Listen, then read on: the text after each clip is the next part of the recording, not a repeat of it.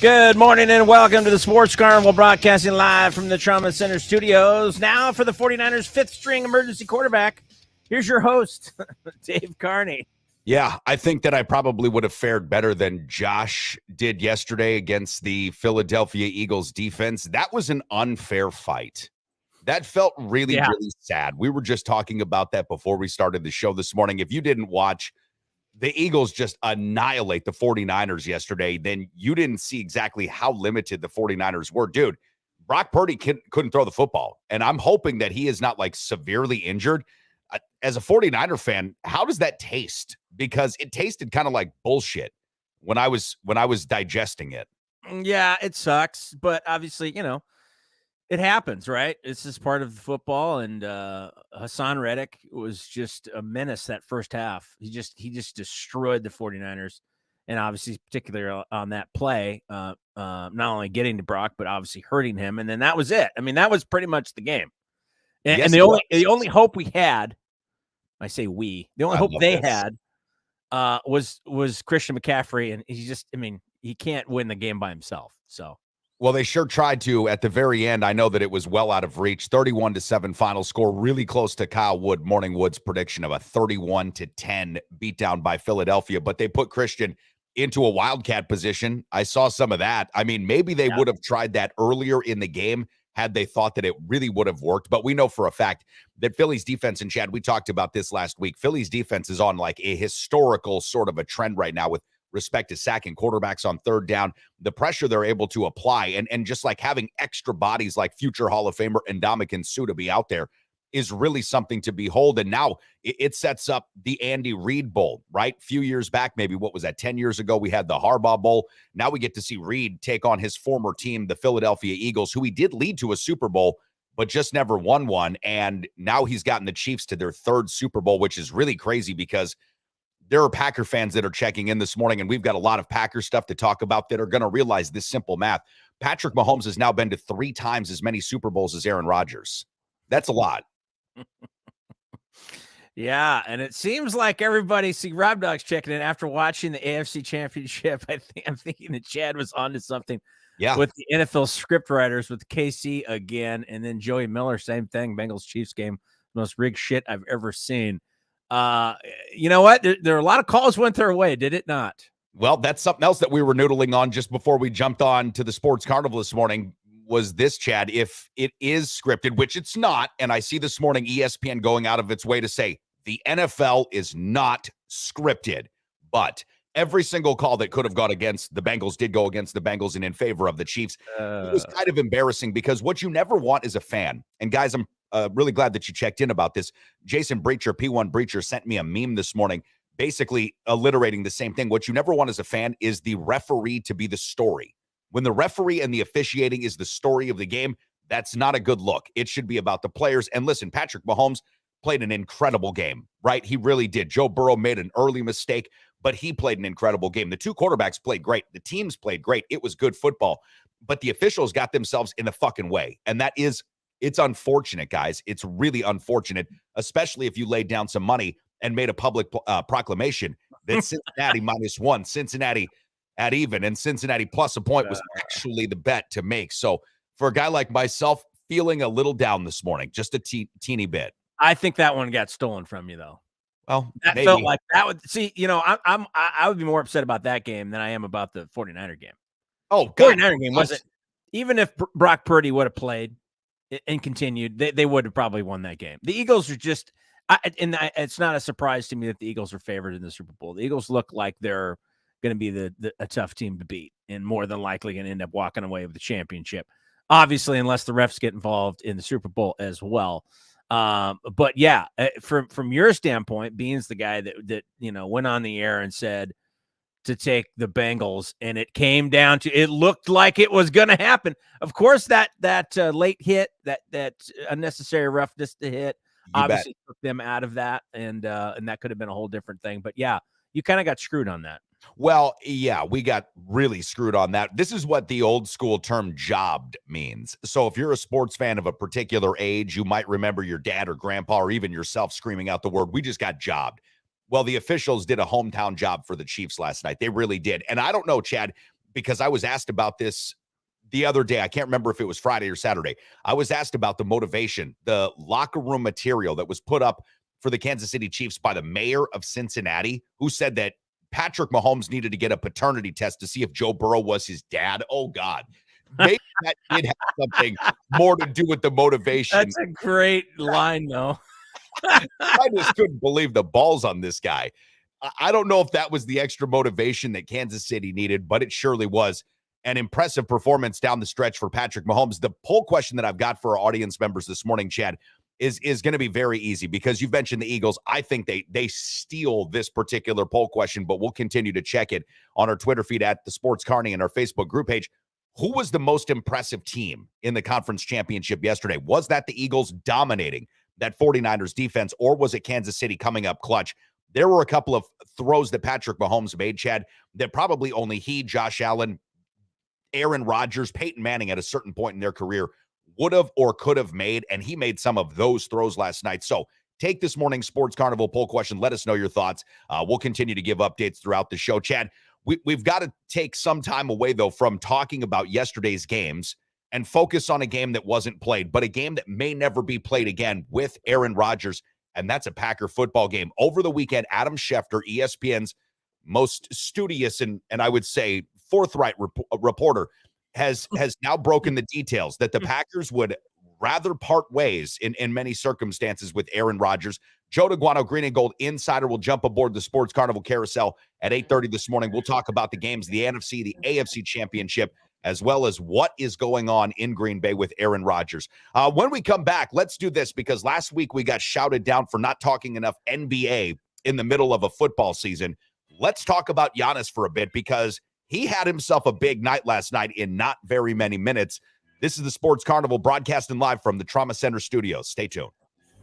What can I say? The Recovery Room on 7th and Mississippi Street is not only my favorite bar in all of downtown La Crosse, Wisconsin, it's my favorite restaurant in all of downtown La Crosse, Wisconsin. Breakfast served 8 to noon, Saturday and Sundays, daily specials, incredible cocktails, and the best damn wait staff in the entire city. My buddy Matt knows how to treat you right, and that's why when you go to the Recovery Room on 7th and Mississippi, you're always going to have a great time and a great meal with a great cocktail. So if you haven't been in a while, or perhaps you're just regular and you want to stop in again, make it a thing. I'm there every single week. How about you?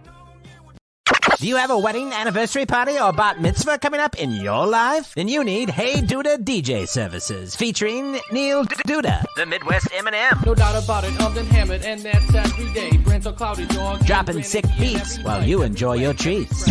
No party is too big or too small. Quinceañeras, graduations, ice cream socials, or cockhold parties. Whatever the celebration, Hey Duda is rocking the foundation. Here we go again, back with all our friends.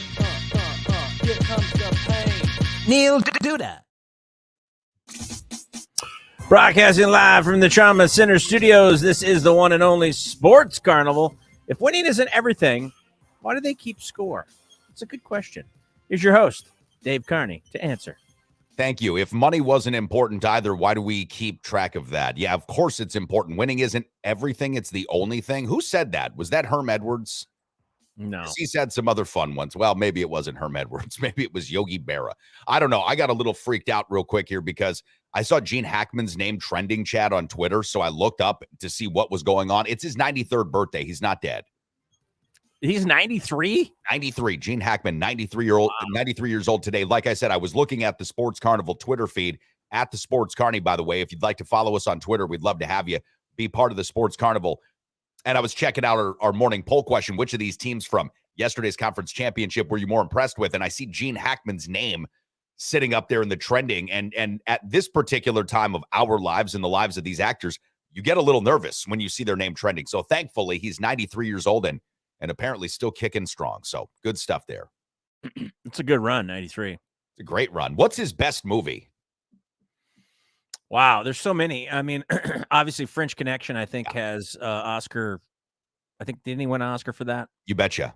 Or at least was nominated for it. 70s something. Yeah, definitely. I'm partial to Hoosiers. Obviously, I really enjoyed Hoosiers. He played a great Lex Luthor in the first Superman. So that was pretty good. I'm going to stick with Hoosiers, though. Okay. I'm going to say Hoosiers. I'm going to give you another mid-'80s classic. This is Stone Cold classic from Gene Hackman, Mississippi Burning. That was probably his most impactful film to me. Hoosiers was second on that list for me. Superman third on that list for me. And then Gene Hackman's later career really got interesting too, because he was able to take on a lot of smaller roles, Chad, where he wasn't necessarily the star of the vehicle itself, but he was an impactful cast member, whether he was in a supporting role or a leading role. Just glad to see that he's 93 and, again, still kicking it, which is really fun. Yeah, speaking of still kicking it, I saw what you were saying about Giannis last night. Ooh, another historic night for Giannis. Historic. We're looking at he's in rarefied air with Wilt Chamberlain, if I'm not if I'm not mistaken. Something about so he scored over 50, but he had is it something about 75 plus field goal percentage? So scoring over 50 with 30 minutes to play, I think it has something to do. Listen, we've got a graphic for this. I don't think that we've got the historical reference on here, but he does join really rarefied air. And yeah, when you go 20 for 26, I want to say, from the field in just 30 minutes, Chad, Giannis had 29 points in the first half. He also grabbed himself 13 rebounds and had just a stellar game. You do put yourself in really rare company. Giannis has already gotten 2 50-plus point games so far this season. Recall back on January the 3rd, he had 55 points against the Detroit Pistons. And, looking at this Bucks team, who is starting to really round into form, okay? Chris Middleton is a guy that we all know had been out, and we sort of openly wondered whether Chris Middleton was going to be an impactful player. Having Chris Middleton right now, I think, for the Milwaukee Bucks is buoying their spirits a little bit. Joe Ingles is coming on. You're seeing Pat Connaughton play good basketball. Drew Holiday is playing a star role. Brook Lopez has turned into one of the top defenders in the league. The Bucks team is starting to round into form, but when you've got a guy like Giannis Antetokounmpo, and we've mentioned this a number of times before, who is, as he puts it, a role player on your basketball team, you have no choice, as I would imagine a teammate of his, but to rise to the occasion. And we see that graphic now. If you're watching this on our Facebook, our YouTube, our Twitch, our Twitter feeds, we see this graphic, Giannis going for 50. It was already the 5th 50-point regular season game of his career, and the second one this month, Chad. This is starting to become a norm, and I know that ESPN did a big breakdown recently on 50-point games and why they're becoming so much more common. These guys are becoming so much more skilled, just like quarterbacks in the NFL. Why are quarterbacks so much more developed and ready to play in their rookie or sophomore years? Because you've been in 7-on-7 camp since you were 7 years old. You've been practicing the quarterback position now way longer than you did back when Joe Montana and John Elway and Dan Marino were coming up, who probably played 3-4 sports. The NBA is becoming so much more skilled. So, I look at Giannis and I still see a guy that, while he might not be number one in the running for MVP this year, has got to be knocking on that door each and every night. The Bucks are a great team, and this guy does it in such a way that's different than the other ways, the ways that other guys do it, who do a lot of finesse shooting from outside. He did have some threes, but this is a bully basketball player that takes you down low, uses his moves that only he's got, and he fucks you up, dude. He really does. He fucks you up. Yeah, he kind of has a little bit of that old school in him. I agree with you, and is able to dominate the paint. And I give him an A for effort for trying for three. I mean, he's not a very good 3-point shooter, but he at least keeps the defense honest, which is important. And if he is not number one, I mean, who's number one right now in MVP running? Is it the Joker? Is it Tatum? It's got to be Jokic, only because he's averaging nearly a triple-double. Yeah. Right? You've got 25, 11, and 10 assists. The Nuggets are number one in the Nuggets, exactly. They're number one in the Western Conference. Tatum's got to be right there as well, knocking on that door too. I think the fact that Giannis is able to average a double-double, right, and so is Jokic nearly a triple-double, that gives him a little leg up. But the Tatum thing, this has a lot to do with the Celtics being so fucking good right now. I mean, that's really another thing. I mean, Tatum's propelling that team to be a very good, if not great, basketball team. So they're right there. And Ja Morant's sitting out there too, somewhere hedging around. He had a triple-double last night for himself, and the Memphis Grizzlies stopped, I think, a 5-game losing streak. Yeah, and the East is interesting because not only do you have, obviously, the Celtics and the Bucks, but the 76ers knocking at the door. Cleveland's a pretty good team. Brooklyn's not bad, even without Kevin Durant. I mean, the East is really, really tough. It'll be interesting to see how this narrows down as we get into the playoffs and we get to an Eastern Conference Finals. Who's that going to be? And generally speaking, when you're talking about MVP, usually, not always, usually the MVP ends up at least in the conference finals, if not the finals. That's the way it used to traditionally be. Didn't always work out that way, but I think if you go through year after year, it's about probably 75+% of the time that's the case. I think that you're right. And why is that? Because the guy's the best player in the league. You're right. The times in which I can recall that didn't happen include Russell Westbrook when the Thunder went to the first round of the playoffs. Maybe they made it into the second round. I can't recall. I don't think so. But he averaged a triple-double that year with a really underwhelming roster that Kevin Durant had just bailed from. So, yeah, for the most part, you're going to see these guys in the conference finals.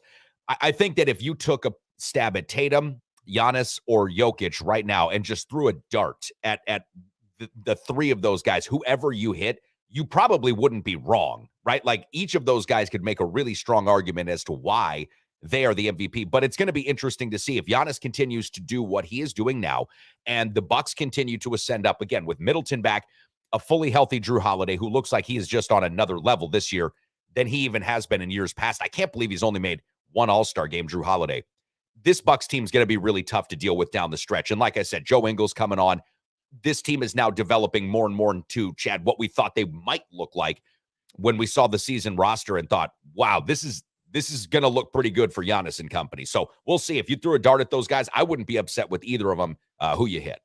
Well, and as I've mentioned before, when it comes to these leagues, narratives are important, and they like to shape narratives, and they like to start narratives early in the season, and then as they progress, they like to foster those narratives. Now, the thing with the Joker, the problem that he's going to have is overcoming that hurdle of trying to win 3 in a row. Hasn't been done since Bird, 84, 85, 86. It's only been done 3 times, Bill Russell, Wilt Chamberlain, the other 2 guys to do it. You really have to have a significant third season to be able to pull that down and hopefully have your competition fall a little bit for that to work out for you. So in other words, what I'm saying is for the Joker to win his 3rd in the row, he's and he's doing it right now. Don't get me wrong. He's going to have to do something even more extra special than he did last year. And if you remember last year, he was breaking records.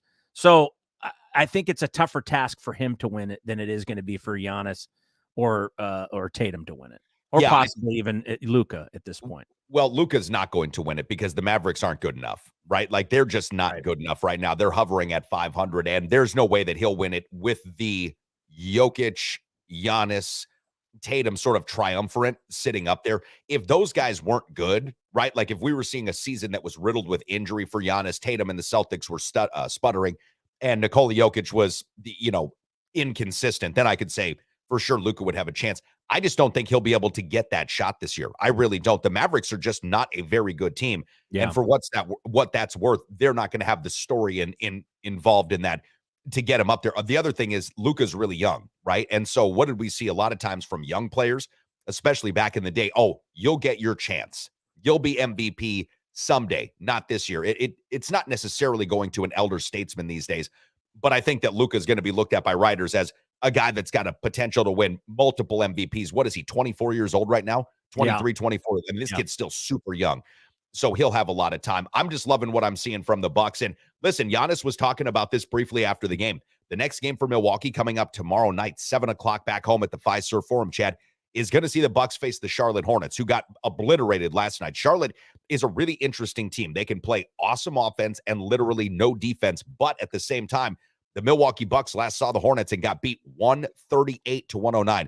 That was Giannis's worst game of the season. I think he had 9 points in that game, and the Bucks got absolutely rolled. I mean, it was not fun. It was not close. And I think there's a measure of, I wouldn't say ramping up for revenge, but there is a measure of thought that goes into the Bucks and Giannis's mind, like, we got stomped out by a team that's really not good.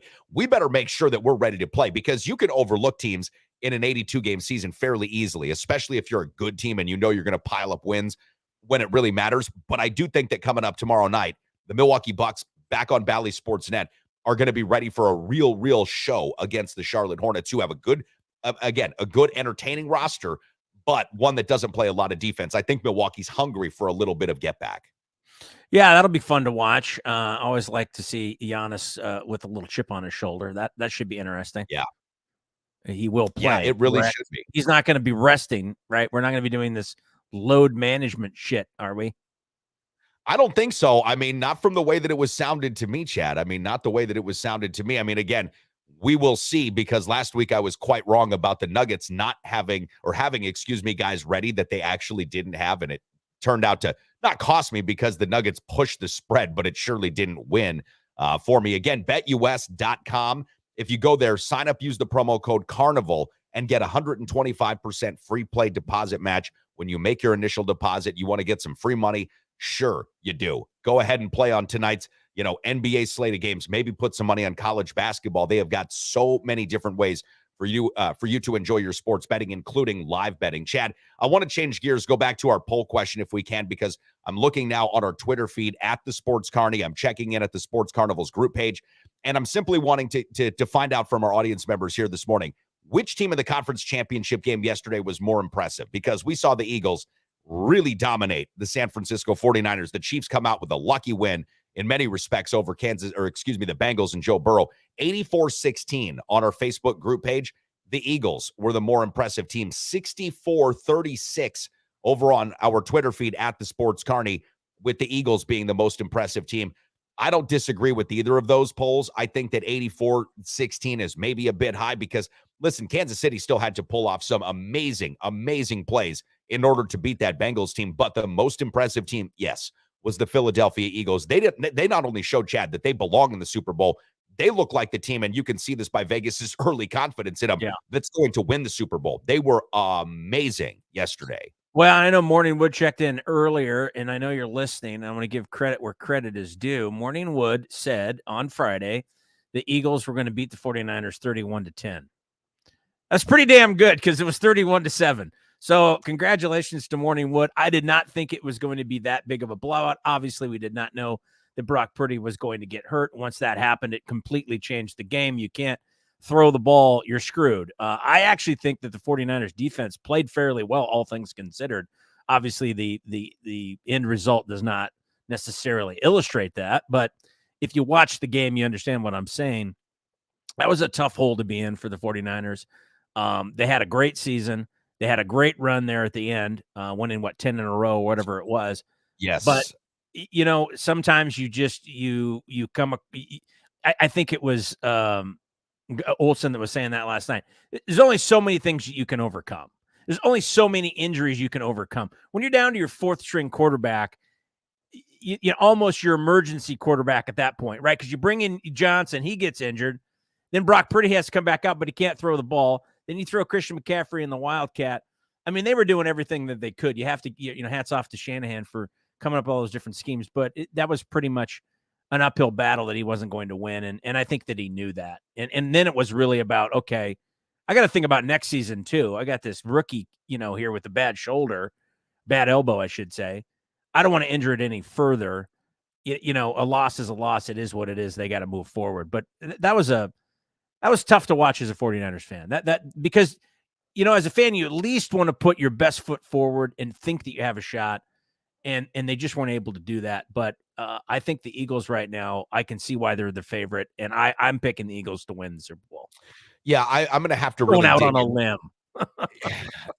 Listen, they might be taking limbs away from Kansas City and the Chiefs players. That Eagles defense is so ferocious. And I'm going to wait just a little bit to kind of dig through it before I make my final prediction. But my early assessment, Chad, my early gut reaction is exactly what you've mentioned. The Eagles have what it takes to win a Super Bowl. And again, this is not going to be at Arrowhead Stadium, one of the loudest and most obnoxious environments in the NFL. I mean, there are a few places that as an opposing player, you don't want to have to go play. Lambeau Field is one of them.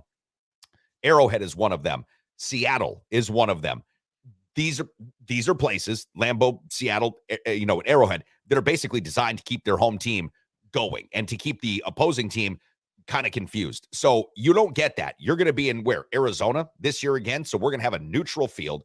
Kansas City versus Philadelphia. I don't know which of these two fan bases is going to travel further, but I have a feeling that the Eagles fan base goes farther, right? So I think that you because we lived out west, there's a lot of people from Philadelphia that live out west. Arizona, California, Las Vegas, those places tend to bring folks that don't want to deal with the wretched cold anymore, which, by the way, shout out to the wretched cold. It's already -1 here. I don't know what the real feel is, but February is coming. So the people that flee this area of the country to go out there are going to be showing up. And I think that for what that's worth, Philadelphia is going to have a marginal home field advantage with respect to the fans in attendance.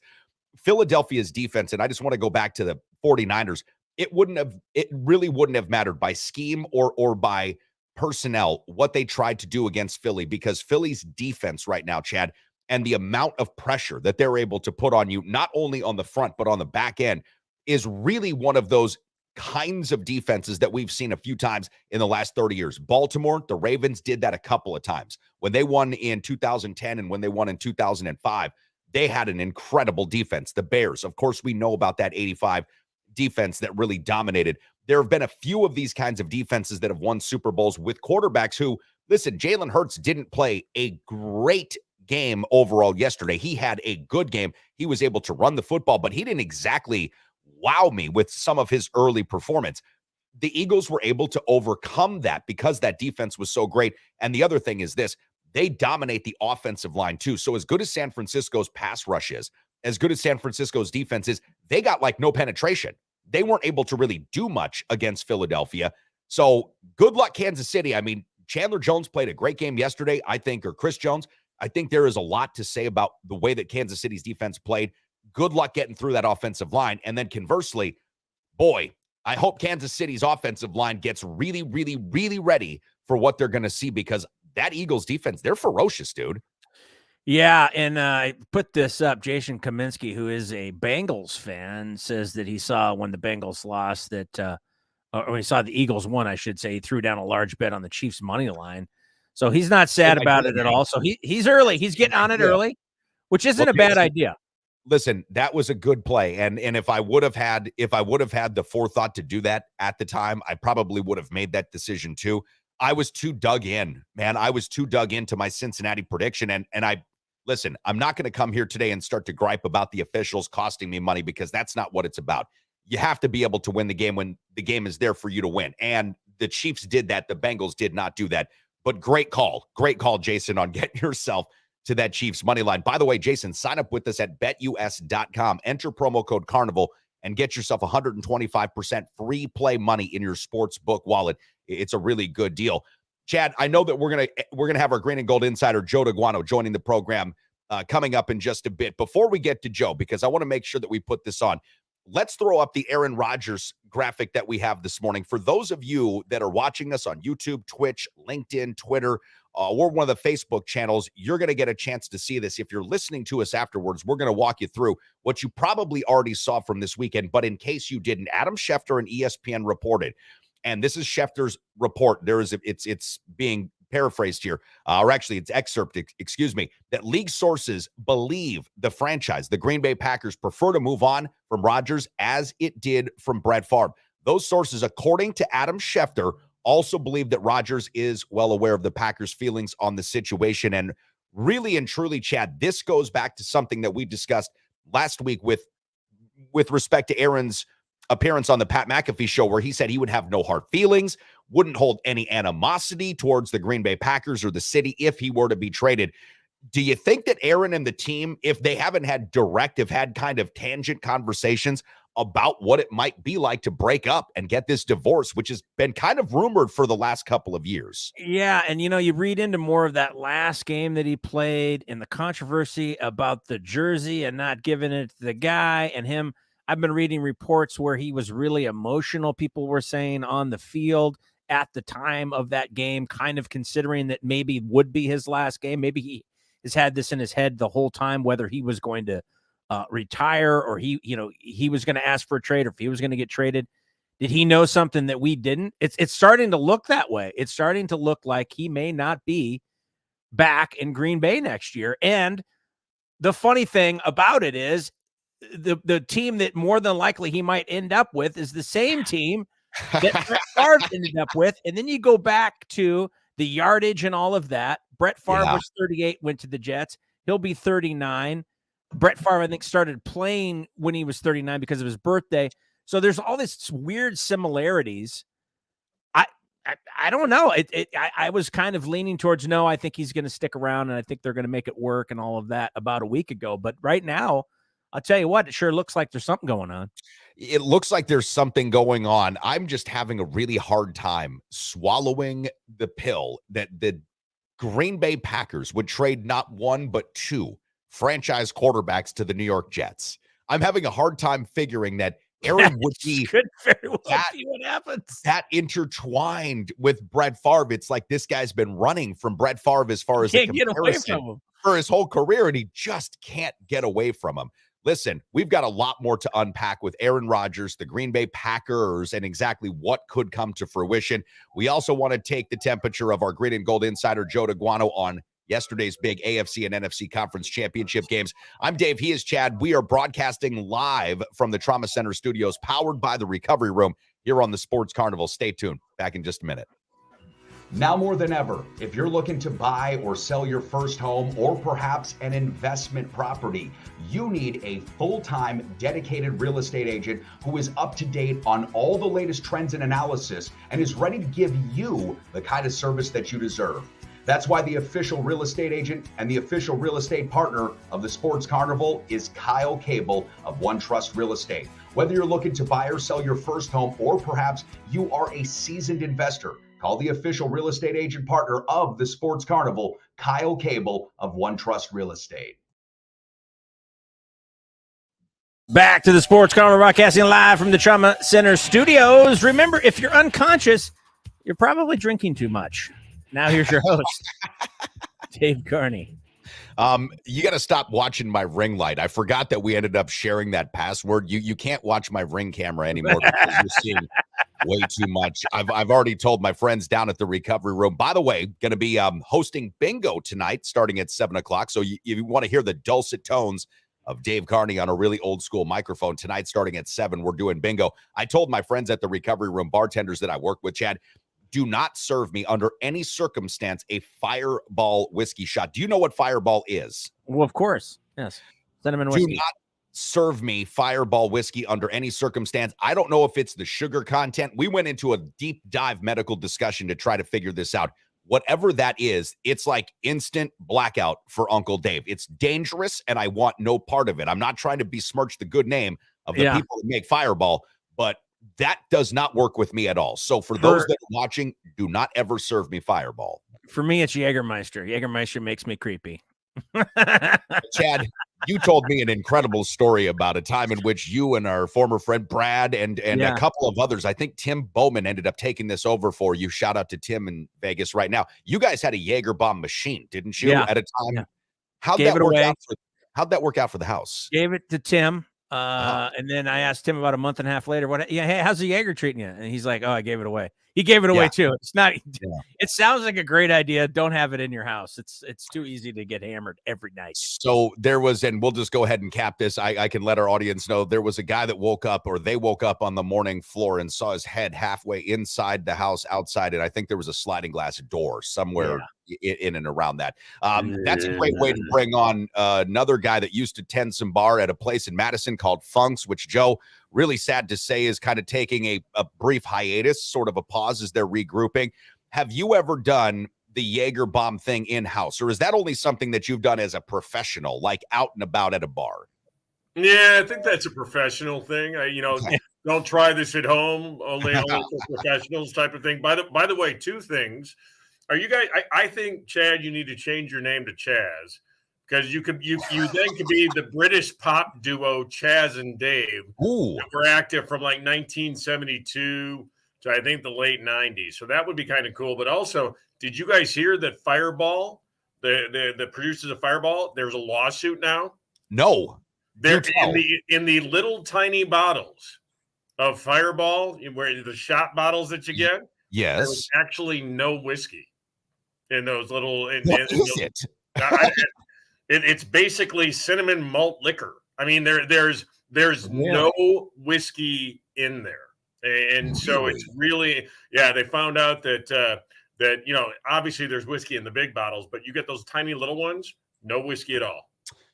You know, Joe, this is really going a long way into explaining some things, because as I was trying to get my sugar content and molecules broken down by one of our bartenders, who I think doubles as a doctor in the Philippines on vacation, he was telling me about sugar content in my drink, and that I don't drink sugar, right? Like a general rule of thumb is I don't consume sugar. I don't drink sodas or whatever that is. So I'm not used to that kind of sugar. And he thought it was the sugar. Now it makes sense. If that's just sugar malt liquor, well, then it's doing something to me. And it's one of those things, again, if you're watching this and you're tending bar anywhere in America, do not ever serve me Fireball. That is not going to end well for me or you. So one more Fireball story, very cool. My wife and I met in Eau Claire at a bar that was affectionately known as Whiskey's, but the real name was Whiskey Dicks. and it burned down. Oh boy. Right? And my wife might have broke in there after the fire and got me a burned up bottle of Fireball that has never been opened. But I think it's the coolest thing to have a burned bottle of Fireball. That is quintessentially one of the coolest things. And your wife, Lynn, is quintessentially one of the coolest women ever. For her to do that for you, good God, Joe, you got lucky. Don't ever let that go. I'll kick my coverage, man, which transitions us to football. I love this, man. Let's see, Joe. We could start if we wanted to with yesterday's AFC and NFC Conference Championship games, but we're not going to do that. We just put up the graphic for those that are watching us on our YouTube and our Facebook or Twitch or Twitter accounts about Aaron Rodgers and the reports that came out this weekend. Adam Schefter and ESPN saying that according to their league sources, they believe that the Packers would rather move on without Aaron Rodgers, and that Rodgers, Joe, also is aware of the Packers' feelings on this situation. Look, we've been talking about this in many different ways for 3 years. Why is this different? Well, it's because of the year he had last year. I mean, when you saw the precipitous drop in production, and he was an elite quarterback as early past as 2021, and so I think it's different because you don't know when that drop off happens. I think you saw it with Matt Ryan very quickly. He hit that cliff, and I think the Packers are seeing that cliff now. I've said all along, it really is less about Aaron Rodgers and more about Jordan Love. Whatever Green Bay decides to do this offseason, that tells you what they feel about Jordan Love. Again, I hate to beat this dead horse, but seriously, and I heard you guys talking that, Rodgers wanted to run from everything that Favre stood for. I mean, all Rodgers needs to do now is get addicted to Vicodin, and he basically, I mean, it's like a scene from Step Brothers with these. Right? Two. Did we just become best friends? So but That's with Aaron Rodgers and Brett Favre, everyone knew what they had there. And when Favre started dicking around on whether or not I want to retire or don't want to retire, you know what Ted Thompson said? The minute Favre said, I think I'm retiring. Okay, goodbye.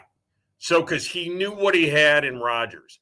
And so, again, whether Goody and LaFleur really feel that Love is the guy or they're tired of Rodgers shit, I don't think they move on if they don't think that Love is the guy. I just don't. I think they're going to do whatever they can to appease Rodgers if Love isn't the guy. If they do deal him, and I would say this, that I think there's a good chance that he does get dealt this offseason. Obviously, Nathaniel Hackett, the Aaron Rodgers whisperer, going to the Jets now, and that you and I talked a lot when Nathaniel Hackett went over to Denver that we thought, okay, this is the only reason he was hired is basically to bring Aaron Rodgers over. Who was the guy that wherever Dennis Rodman played, he never saw any minutes, but whatever, it was like Dennis Rodman's whisperer. Do you guys remember that guy? Big white guy? Yeah, I know you're talking about. I can't think of his name. Yeah, I know you're talking about. All right, so wherever Rodman went, that's where this guy went. And he never saw playing time. And so I think that's what Nathaniel Hackett has become now, that, all right, well, we're going to bring him over here. Maybe he can get Rodgers. So, look, I think it could happen. And I think Green Bay at this point should take those calls if they feel Jordan Love is the guy. And right now, I think if I had to place bets on it, I think the Jets make a lot of sense. But going back to what we talked about earlier, Rodgers might do whatever he can not to get traded to the Jets because that's what Brett Favre did.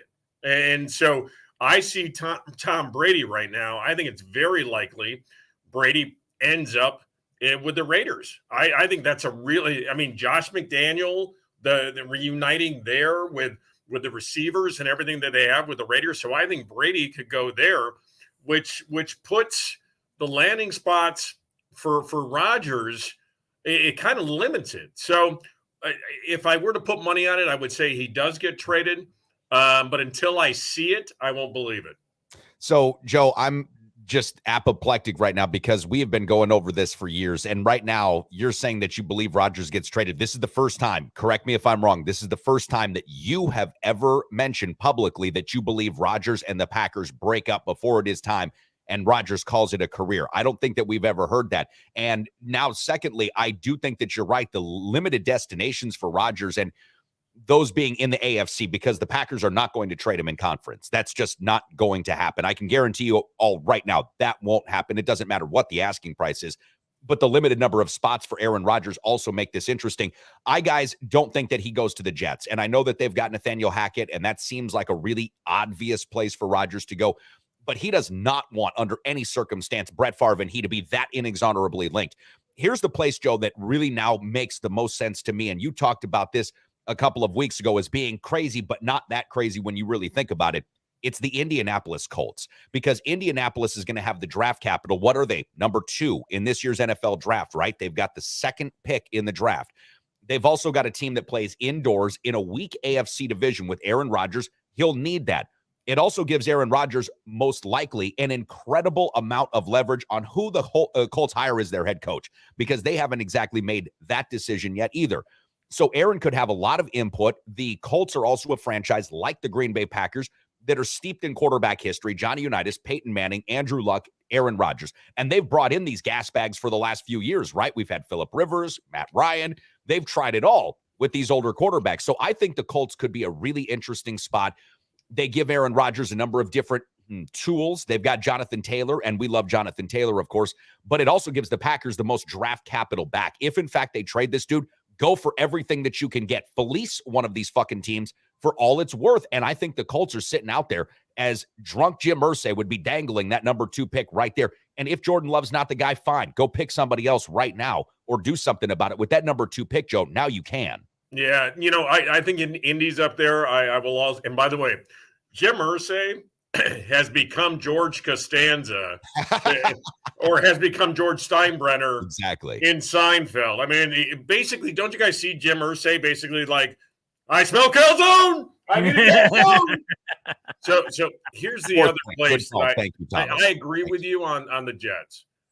I will say this. I think Tennessee makes the most sense for Aaron Charles Rodgers and the Green Bay Packers. And I think you've got Derrick Henry. You've got Trayvon Burks, who was drafted last year, young wide receiver. You still have a very good defense there, and you have a competitive football team. Now, I know everyone's saying, the Jets are one quarterback away, and et cetera, and all this kind of stuff. And would Rodgers like to be in New York with that media circus? Absolutely. But it's the Favre thing. I think Rodgers is going to say, no, that's exactly what Favre did. I don't want to do it. I think Tennessee, from where they are as a football team, what they have on the field, they're an AFC team. I think that makes a hell of a lot of sense for Aaron Rodgers. And like I said, I think Tom Brady ends up with the Raiders. And if Aaron Rodgers ends up with Tennessee, I mean, we saw it yesterday with Joey Burrow and Patrick Mahomes. The AFC with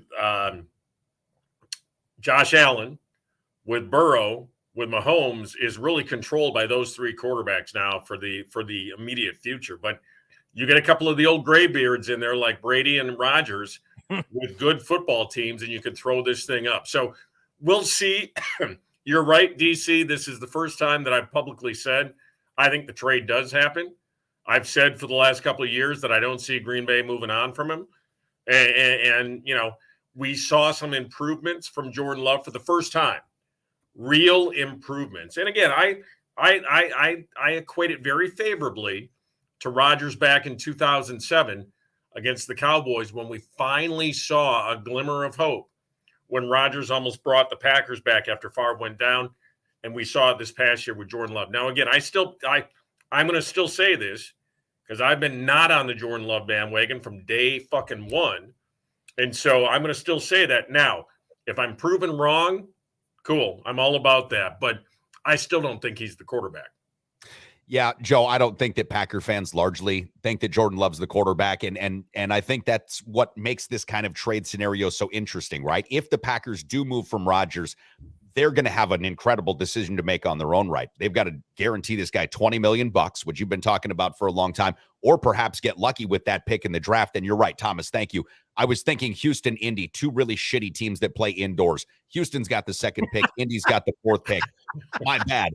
But it still presents the Packers a great opportunity. I think that, to your point, Rodgers would like to play in Tennessee more than he would Indianapolis, but he doesn't want any part of the New York media. Chad, if Aaron can only go on the AJ Hawk, Silent Bob, and Pat McAfee show, how would he deal with New York media, right? Like, he would have to answer real questions from real reporters, and he would want none of that. Also, if they struggle and falter, Brett Favre's team was 8-0 until he got injured, right? They were awesome until he got injured. If they weren't that good, at least, Rodgers would be looked at as so diminished, he wouldn't be able to allow himself that egotistically. He just wouldn't be able to allow it. So I like your take on Tennessee. I think it's a coin flip between one of those teams in the AFC South, though. I really do, because Indianapolis, Tennessee, they're going to have to be involved in that. Otherwise, Aaron Rodgers, doesn't have a lot of landing spots. Joe, I've only got about a minute left here, so let me get you to weigh in really quickly on this morning's poll question, because we've got it going on our Twitter feed at the Sports Carney, as well as the Facebook group page. Who did you find to be more impressive in yesterday's conference championship games, the Eagles or the Chiefs? Well, the Eagles, but they were playing basically my fifth grade quarterback, the 49ers. So, it is what it is. But I will tell you, the Chiefs, the calls went their way. It is what it is. I thought they played a heck of a game. They deserve to be in the Super Bowl. I'm not saying that they don't. They deserve to be in the Super Bowl. But the Eagles showed me they're a more complete team than I thought they were. Joe, as always, it's great having you on. And, buddy, I know that this Aaron Rodgers saga gets old for Packer fans, but it's big-time news. And when we hear stuff from ESPN, we have to talk about it. So thanks for being, able to sort of wade in the conversation with us. I know this, again, gets a little bit long in the tooth, but, hey, this is what we're given. And we're Green Bay Packer fans. We bleed this stuff, and we appreciate your insight as our Green and Gold insider. We'll talk to you next week, Joe, and we'll be back here on the Sports Carnival, broadcasting live from the Trauma Center studios. Preferred Insurance is the official auto, home, business, flood, and life insurance agency of the Sports Carnival, serving folks in La Crosse and surrounding areas with licenses in Wisconsin, Minnesota, and Iowa. As an independent insurance agency, Preferred Insurance is free to find the very best insurance for you, your family, or your business needs. Call my friends at Preferred Insurance today and set up a free consultation. Remember, working with an independent agency means Preferred Insurance works for you, with you, to find the best solutions at the best prices. At the Little Doobie's Pizza, we kill 2 stone birds with 1 rock every time with our hand-rolled Doobie Deluxe for only $49.95. That's a street value of over $75. No way! The Doobie Deluxe is a hand-rolled 18-inch pizza that will blow your bone-resonant mind. Whoa! Topped with the sausage, black olives, extra cheese, and about a half ounce of the finest kush at east side of San Bernardino. Dude, give me another slice. Because at Little Doobie's Pizza, we put a little TLC in our THC. And right now, for a limited time only, get an order of crazy cannabis bread for only $10 with an order of a Doobie Deluxe at the street value of over $22.50. You know what we say at the Little Doobie's Pizza? Why get stoned then eat when you can do both at the same time? Doobies. Back to the action live from the Trauma Center studios. This is the Sports Carnival. I wonder if the WNBA would be more popular if it was called Lesbians Playing with Balls. Here's your host, Dave Carney. Yes, it would. Absolutely, 100%. Yes, it would. I can't say that there would be any argument around that. Good call. Speaking of a guy that probably would have played in either league, Dennis Rodman. We were talking about Dennis Rodman, right? Yeah. Joe Daguanno was talking about Rodman having a Rodman whisperer. And I was thinking what Morning Wood actually put up here when he was checking in on Twitch, Jack Haley. So Jack Haley played at UCLA. Jack Haley did play with the Bulls, did play with the Spurs. I do believe played with the Lakers, but Jack Haley was not part of Dennis Rodman's early career. So I don't know exactly at what point Jack Haley became the Rodman whisperer, but I do have an interesting Jack Haley story. So 1992, I was going to see Reggie Miller. Didn't know that Jack Haley was there also at the Long Beach Mall. Okay. My stepmother took me down to the Long Beach Mall. Reggie Miller was there to sign autographs, UCLA star. Well, Jack Haley played at UCLA as well. Reggie Miller's autograph, I'll never forget this, was $5. Jack Haley's was free, okay? Reggie Miller was the nicest, most gracious guy I'd ever met at that time in the NBA. So, generous with his time. Took, 5 minutes out with each kid to say something. Maybe not 5 minutes, but you get my point. Took some time out to chat it up with the kid, say hi to their parents, sign whatever they had. Really awesome guy. Reggie Miller's a superstar. Jack Haley's a fucking scrub. You go next door to Jack Haley's table or his booth. He's the biggest dick and so rude and unprofessional in such a way. It just rubbed me such the wrong way with Jack Haley. I was never able to enjoy his 2.3 rebound game performances. I was just never able to fully appreciate the things that Jack Haley brought to a team, like apparently holding Dennis Rodman's bags. That shows you what $5 will do. So you pay $5 for Reggie Miller's, you get better service. A sawbuck, man. It went the guy that's giving away for free. He's like, fuck you. I'm doing this for free so I can be a dick to you. I guess. Cadillac Anderson also was a Milwaukee Buck player, played for the Denver Nuggets 91-92 season. Most all the Denver Nuggets were really awesome. Dikembe Mutombo, Chris Jackson at the time before he became Mahmoud Abdul-Rauf, Mark Macon, Todd Lichty, Reggie Williams, excuse me. All these guys were really gracious. Cadillac Anderson pushed me out of the way. I was 10 years old.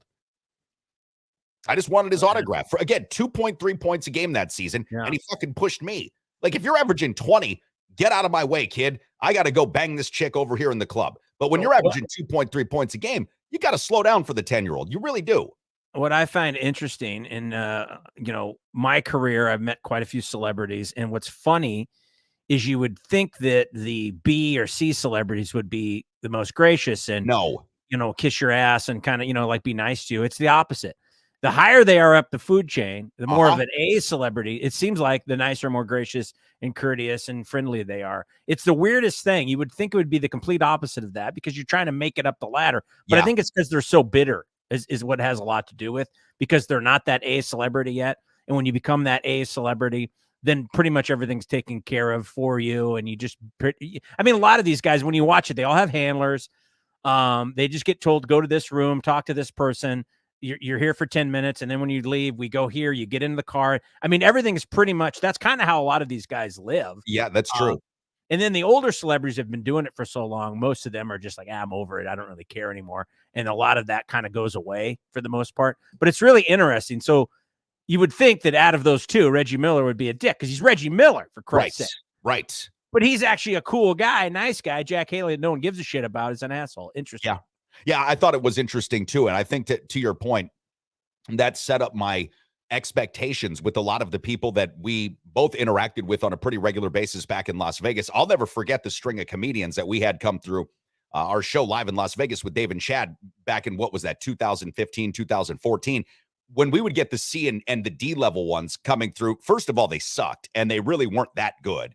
And you and I both looked at each other like, so this is it? This is what gets you there. And then you get Jeff Ross to come in or Joe Coy or something. And they're the most gracious, nicest, funny, and really kind of elegant, people when you compare them next to their B and their C level counterparts. It really is striking. In basketball sports, I largely don't think that's much different, even though it should be, because if you're trying to make a name for yourself, what you don't want to be is a complete chode, right? You want to be a better person, be better than Jack Haley. Maybe we should start that hashtag. Be better than Jack Haley. It's not hard if you're an NBA player. That's almost every NBA player is better than Jack Haley. But as a person, be better. Chad, as far as the Sports Carnival poll question this morning, which is asking which team of the conference championship more impressive, we're not seeing a ton of movement. We're seeing more votes come in. 84-16 on Facebook. Our group page says the Eagles. On our Twitter feed at the Sports Carney, 63.6 to 36.4% of respondents saying it was also the Eagles. Listen, if you missed the Eagles dominating the 49ers yesterday, you might have just overlooked the score, 31-7. It feels like it was a blowout and Brock Purdy got hurt. It was. But the way the Eagles were able to just basically take the 49ers apart was really, really impressive. And Kyle Shanahan did exactly what he could, which was not much, but he tried everything that they had at their disposal. It just wouldn't work. And for the Chiefs, listen, you got some lucky calls. I'm not going to say the referees gave you the game because you still have to make the plays. Mahomes still has to make those throws. Buckner still has to kick that field goal. You have to make the plays. but you got gifted a number of opportunities that you took advantage of, but those were actual gifts. Don't expect those gifts against Philadelphia, because that team on offense and defense looks fucking scary. And this is the benefit, Chad, that you get when your quarterback makes only $2 million. In fact, if Patrick Mahomes wins the Super Bowl this year, he will join just one other guy, Peyton Manning, when he played for the Denver Broncos, and they won that Super Bowl where Von Miller was the MVP, to account for more than 18% of your team's total cap and still win a Super Bowl.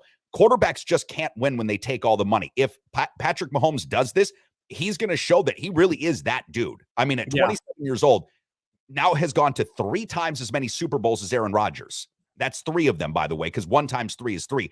3 times as many Super Bowls as Aaron Rodgers, who in his vaunted career made it once in 2010.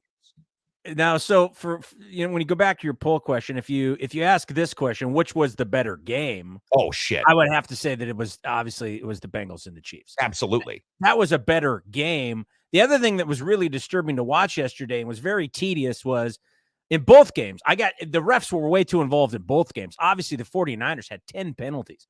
It was like every time I turned around, there was a penalty, and a lot of it was just stupid offsides penalties. And I mean, there were so many penalties. It got a little out of hand to the point where I almost wanted to turn it off, because you're just giving the game away. But there were some calls in the Chiefs games as well, Bengals game, that it just seemed like yesterday the refs were way too involved completely, and I don't like that. I don't like watching that. It gets a little bit old to keep hearing that whistle and having to go through that.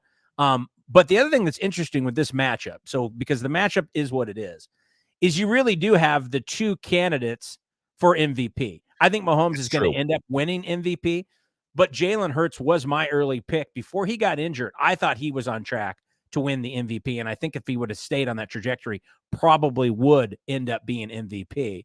But you really do have the 2 finalists. I mean, there's obviously Jefferson. There's a couple other guys. I think Burrow may be involved in that as well.